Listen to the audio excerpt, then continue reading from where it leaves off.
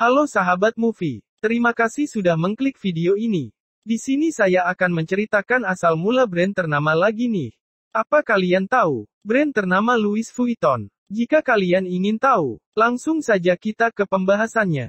Bagi sobat pecinta produk fashion pasti sudah familiar dengan salah satu brand terkenal dunia, Louis Vuitton. Sebuah brand yang kental dengan nuansa mewah ini memang menjadi incaran kalangan sosialita. Tak heran memang, karena Louis Vuitton pada periode tahun 2006 sampai tahun 2012 secara berturut-turut dinobatkan sebagai brand paling berharga dan bernilai komersial tinggi di kancah internasional dengan nilai mencapai US 28,4 miliar dolar serta keuntungan bersih 9,4 miliar dolar di tahun 2013. Berhasil beroperasi di 50 negara dengan lebih dari 460 toko tentu saja bukanlah pencapaian yang mudah. Apalagi kekayaan yang dicapai pendiri brand ini bukanlah berasal dari warisan keluarga, namun memang dari kerja keras seorang pemuda asal Prancis Timur yang memulai karirnya dari nol. Louis Vuitton sebagai rumah mode dan perusahaan retail mewah asal Prancis ini didirikan oleh seorang pria yang lahir di Ancay pada tanggal 4 Agustus tahun 1921 bernama yang sama dengan brandnya, ialah Louis Vuitton. Ia hidup di bawah garis kemiskinan bersama para pekerja kelas bawah di Prancis Timur. Ayahnya yang bernama Xavier Vuitton adalah seorang petani dan ibunya Corone Gaillard adalah tukang giling. Tak ada yang mewah dari kehidupan remaja seorang pendiri brand kelas dunia ini. Apalagi sejak ibunya meninggal pada saat ia berusia 10 tahun, ayahnya memutuskan untuk menikah lagi. Setelah ayahnya menikah lagi, tak banyak yang berubah dari keseharian Vuitton selain membantu ayahnya bekerja. Sikap ibu tirinya yang terlalu keras pun membuat Vuitton yang saat itu berusia 14 tahun memutuskan untuk meninggalkan rumah dan mencoba mengadu nasibnya di Paris yang berjarak lebih dari 292 mil dari kampung halamannya.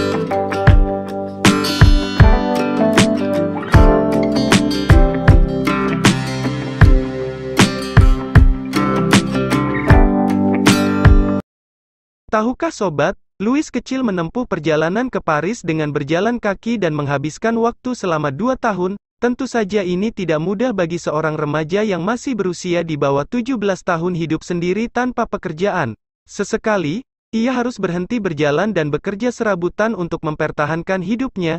Tepat di tahun 1837, Vuitton tiba di Paris dan memutuskan bekerja magang di suatu bengkel pengepakan koper dan kotak yang ternama pada saat itu. Profesi ini memang cukup terkenal dan dipandang baik, karena ia berinteraksi secara langsung dengan para bangsawan kota setempat. Vuitton juga berhasil menjadi orang penting selama bekerja karena jenjang karirnya terbilang cepat. Selama bekerja di tempat ini, Vuitton terus mempelajari apa yang dibutuhkan para orang kaya dengan harapan ia bisa memiliki usahanya sendiri. Sejak menikah pada tahun 1854 dengan seorang wanita bernama Elie Priot, Vuitton kemudian membuka industri pengepakan sendiri di Rue Neuve des Capucines, Paris. Disinilah ide itu berawal. Vuitton membuat koper dan tas yang laku keras di pasaran. Di tahun 1858, dirinya mengenalkan sebuah produk koper datar dengan tepian besi dan kayu, bukan sebuah koper yang dilapisi kulit. Koper ini justru dilapisi kanvas trianon abu-abu yang sangat kuat, kedap udara, dan kedap terhadap air. Tak butuh waktu lama untuk produk ini menjadi terkenal di Paris karena keefektifannya saat ditumpuk selama pelayaran di masa itu. Demi melindungi hak cipta dan desain produk koper kanvas tersebut, Vuitton ikut berpartisipasi dalam pameran universal di Paris pada tahun 1867. Vuitton kemudian membuat desain tambahan berupa garis krem dan coklat. Sejak pameran itu, perusahaan Vuitton terus berkembang pesat hingga tiba di tahun 1885. Perusahaan memberanikan diri untuk berekspansi ke Oxford, London.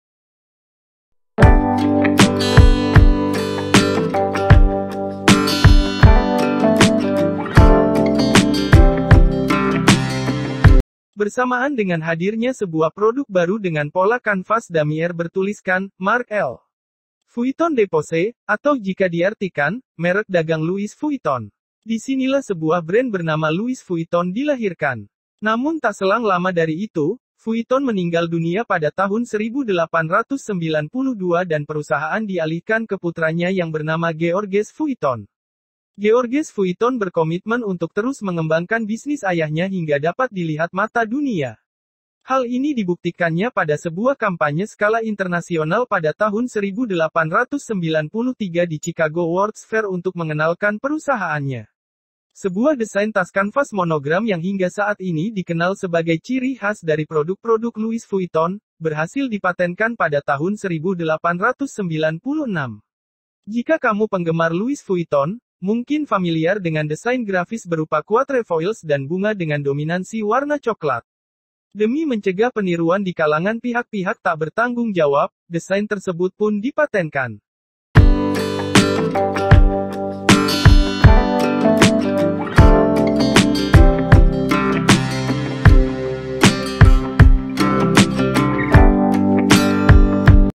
Tak berhenti di situ, Georges di tahun yang sama juga mengunjungi Amerika Serikat untuk mempromosikan produk-produknya di beberapa kota besar seperti New York, Philadelphia, dan Chicago.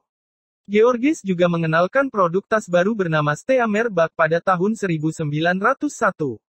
Tepat di tahun 1913, Georges berhasil membuka gedung Louis Vuitton di Champs-Élysées yang merupakan sebuah toko produk-produk tas terbesar di dunia pada saat itu.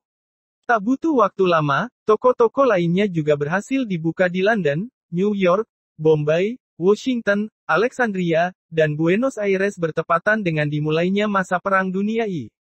Di tahun 1930, Georges mengenalkan sebuah tas yang khusus digunakan untuk membawa sampahnya, diberi nama tas Noe bersamaan dengan rilisnya tas Louis Vuitton Speedy. Pada periode ini memang ada banyak produk tas baru dari Louis Vuitton yang berhasil menarik perhatian pasar internasional, terutama untuk mendukung kebutuhan saat perang. Sehingga tak heran jika produk-produk tas dari Louis Vuitton banyak dilirik oleh kalangan bangsawan. Di tahun 1936, Georges Vuitton meninggal dunia dan digantikan putranya yang bernama Gaston Louis Vuitton sebagai generasi ketiga di Louis Vuitton Company. Mitos generasi ketiga dibantahkan oleh Gaston Louis Vuitton yang justru dapat mengembangkan perusahaan ke arah yang lebih baik. Ia memasukkan produk berbahan kulit seperti tas dan dompet. Dirinya juga menerbitkan sebuah tas silinder yang hingga saat ini masih cukup populer bernama Papillon di tahun 1966. Gaston berhasil meraih pendapatan perusahaan mencapai 70 juta di Prancis di tahun 1977 atau setara dengan US 14,27 juta dolar. Gaston membawa perusahaannya ke Osaka dan Tokyo, Jepang, dengan mendirikan sebuah butik Louis Vuitton.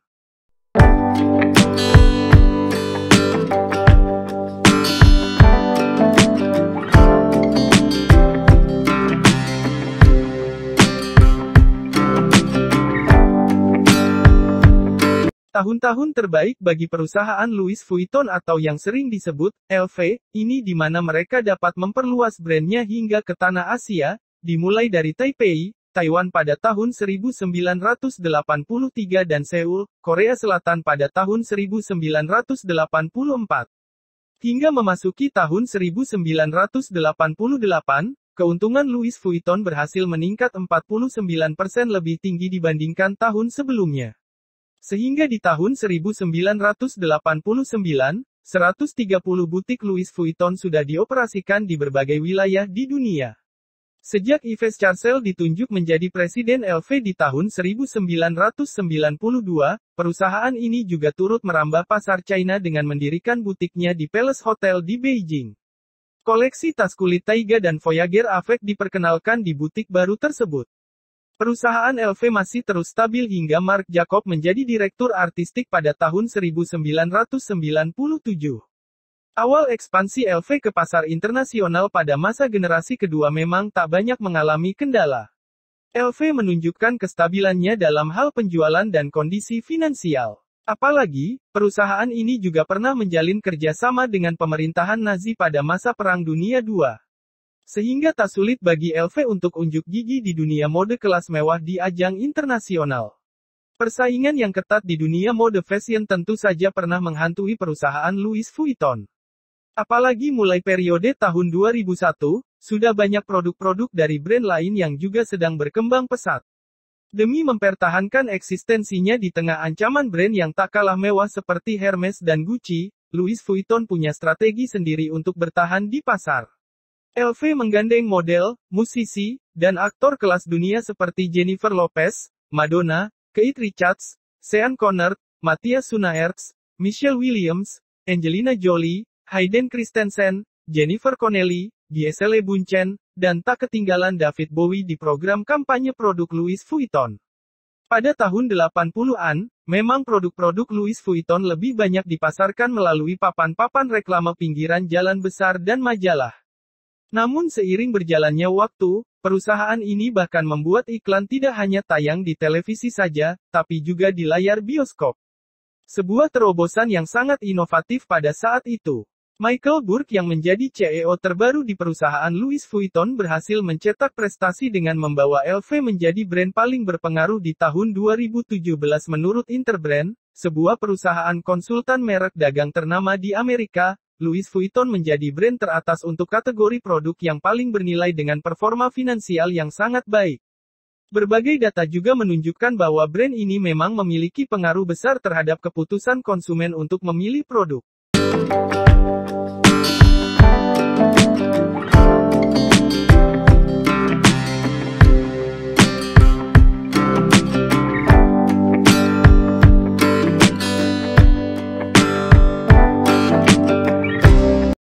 Tak hanya itu saja, perusahaan Louis Vuitton telah memimpin harga pasar dunia untuk perusahaan kelas fashion premium. Apalagi sejak kemunculan produk tas Kusama Pumpkin Minaudiere yang dijual dengan harga yang sangat melambung tinggi, yakni mencapai US $133.400 atau setara dengan Rp. 1,57 miliar. Meskipun mahal dan mewah, tas ini mampu membuat kalangan papan atas rela balapan pre-order demi mendapatkan edisi terbatasnya. Hingga saat ini, hanya ada 5 tas serupa yang sudah diproduksi perancangnya, Yayoi Kusama. Itulah sedikit informasi yang saya bisa jelaskan mengenai sejarah awal mula brand ternama Louis Vuitton. Oke, sekian dulu video dari saya, semoga bermanfaat. Jangan lupa like dan subscribe channel ini, agar kalian tidak ketinggalan info terbaru dari saya. See you next time sahabat.